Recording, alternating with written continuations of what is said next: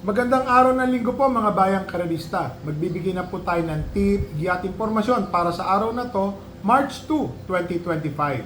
Tara!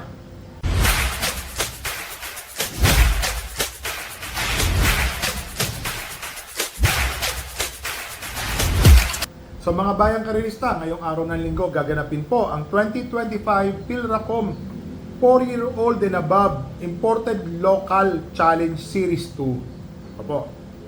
Ang start time po ng karera ngayong araw ng linggo ay sa ganap na alas 2 ng hapon. Yan po re-remind ko lang po alas 2 ng hapon po ang start ng karera. Kaya maaga po tayo magsipunta sa ating mga paboritong off-track betting stations or OTB. So dito po sa race number 1, 10 runners, 1,400 meters, 3-year-old and above maiden race. Inulit ko lang po. First choice, entry number 3, Frosty Raven. Ito pong si Frosty Raven, 1.27.5 o 127.5 ang kanyang chinempo. Same distance po, napakainam na kabayo. Frosty Raven, first choice. Segundo po ito kay Binalot EU nung nakaraan. Second choice po, entry number 9, M. Butterfly. Bakit to? Naiiwan po kasi ito. Kung sakaling maganda po ang ipapakita niya sa salida, baka mapalaban po si Frosty Raven. Dito po sa entry number 9 na siyang second choice ko, M. Butterfly. So dito po sa race number 1, first choice, entry number 3, Frosty Raven. Second choice, entry number 9, M. Butterfly. Dito na tayo sa race number 2. Dito na po gaganapin ang Philracom 4-year-old and above Imported Local Challenge Series 2. Ang nanalo po nung nakaraan, ang Champagne Primera ko, entry number 2, Andiamo a Firenze. 1.38 ang kanyang tinapos. Napakainam po ng kanyang pinakita. Tingin ko kaya pa umulit ni Andiamo a Firenze. Ang distance po is 1,800 meters, humaba. Alam niyo naman, mas mahabang karera, di bandera, mas nakapirmis, mas malaki po ang panalo. Naglagay po ako ng second choice. Dito po sa kabayo na to, inam na inam po ako. Entry number 1, Madam Mayhem. Bakit ho? Tumakbo po ito, nasigundo po ito nung Series 1. Madam Mayhem kay Andiamo a Firenze. 5 katawan ang layo. Nadudun po ako sa loob ng karera. Napanood ko po kung gaano po nag-umento tong kabayo na to. Tumakbo pa ho ito ng distansyang 1,200 meters. 1 Gs, .8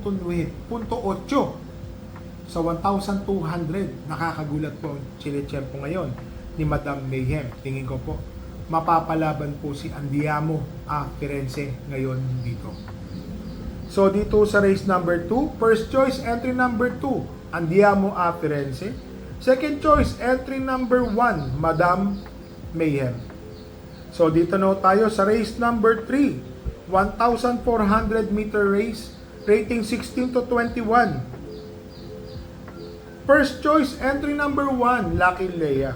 Mark Alvarez po ang papatong nung nakaraan. Maganda po yung pinakita nito. Tingin ko po may panalo po ito. Second choice po, entry number 2, Stripe of Pink, A.R. Ramos. Tingin ko po itong kabayo na to Segundo rin po ito nung nakaraan. Nasa Always in the Money, segundo, tersero. Nag-uumento na po itong kabayo na to. Kung sakali mag-uumento pa po ito ng kalahating segundo, malaki po ang pag-asang manalo. Naglagay po ako ng third choice. Entry number 5, Amazing. Bakit to?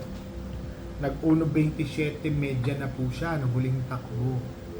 Unti-unti po nagagamayan na po ng mga jockeys na sumasakay sa kanya.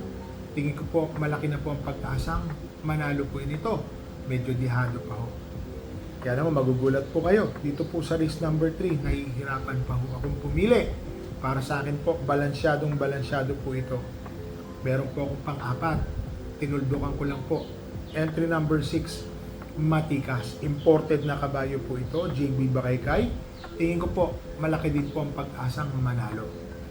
So, dito sa race number 3, first choice, entry number 1, Lucky Leia. Second choice, entry number 2, Stripe of Pink. Third choice, entry number 5, Amazing. Fourth choice, entry number 6, Matikas. So dito na tayo sa race number 4, 6 runners, rating 5 non-placer, mga hindi po natitimbang. First choice, entry number 1, Baling Rikit. Maganda po yung kanyang numero, baka wala na po itong paunahin. JC Guerra po ang papatong, tingin ko po malaki po ang pag-asang manalo nito. Lalo na may mga tiyempo po itong 1.30, 1.29 medya. Tingin ko ho, malaki po ang panalo nito na si Baling Rikit. Second choice, entry number 5, Avenue Shopper. Kung sakaling si Baling Rikit po ay mapapahirapan ni Bian Smart at ni Kindra, Avenue Shopper po, nanonood po ito ng pang-5 or pang-4. Bibiglain lang po sila niyan at nasa unahan na kagad dyan. Malaki po ang panalo. Naglagay po ako ng isang dihado. Entry number 3, Blue Mist. May tuling kabayo po ito, alam ko eh. Mabuti po ito dati. Unti-unti po medyo nag-improve na po yung tempo niya. Tingin ko po may pag-asa pong manalo. Dihado pa po yan. So dito sa race number 4, first choice entry number 1, Baling Rikit. Second choice entry number 5, Avenue Shopper. Third choice entry number 3, Blue Mist. So dito na tayo sa race number 5. 6 runners rating 5 placer, mga natitimbang po. First choice entry number 1, Laba Walker. Bakit po? Sa 1,400 meters, 2 beses po itong natimbang na segundo at tersero. Ngayon po, sa 1,200 na segundo po ito, dikit lang ho, nakakotso po siya.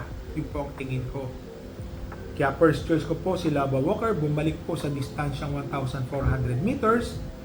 Tingin ko po malaki po ang panalo. Second choice ko, isang matuling kabayo. Napakaswerte po nito, RC Baldonido. Entry number 5, Street Queen. Si RC Baldonido po is parati pong nagpapanalo ng dihado. Para sa akin po, malaki po ang pag-asang manalo nito, lalo na ho, siya lang po ang nakikita kong may katulingan dito. Naglagay po ako ng third choice. Entry number 6, Queensland. Halos identical po ang tempo nila, si Queensland. 1.30 hanggang 1.31 imedya. Kung sakali pong magagawa po ni Queensland yung kanyang 1.30, tingin ko po malaki po ang pag-asang manalo. Pero mahirap po ito race number 5. So dito sa race number 5, first choice entry number 1, Laba Walker. Second choice entry number 5, Street Queen. Third choice entry number 6, Queensland. So dito na tayo sa race number 6, rating 28 to 33, 6 runners. First choice, nagbabalik, takbo. Entry number 5, Part-Time Lover. JB Hernandez. Tumatakbo po ito dati sa same distance ng 1.24. Oo, kaya lang medyo nung nakaraan, nag-1.35 po ito. So hindi po natin malamang dahilan. Sa distansyang 1,400 meters po yun Ngayon ang karera po is milya, 1,600 meters. May huling takbo po ito si Part-Time Lover sa milya, 1.43. Pinanood po natin yung kanyang barrier. Nakapirmis, magaling. Mukhang bumalik na po yung buti. Sana po, makaraos po ito, dihado. Malamang dihado po yan kasi hindi po maganda yung mga previous runs niya. Tingin ko po, malaki po ang pag-asang manalo. Second choice ko po, isang imported din po na kabayo. Entry number 4, Chuligan. Bo Jensen po ang papatong. Tingin ko po may panalo po ito. Kasi 1.25 po ang tinatakbo niya sa distansyang 1,400. Kung i-convert po natin, kayang-kaya po niya ang 1.40 hanggang 1.41, pinakamasama. Malaki po ang panalo ni Chuligan dito. So dito sa race number 6, first choice, entry number 5, Part-Time Lover. Second choice, entry number 4, Chuligan.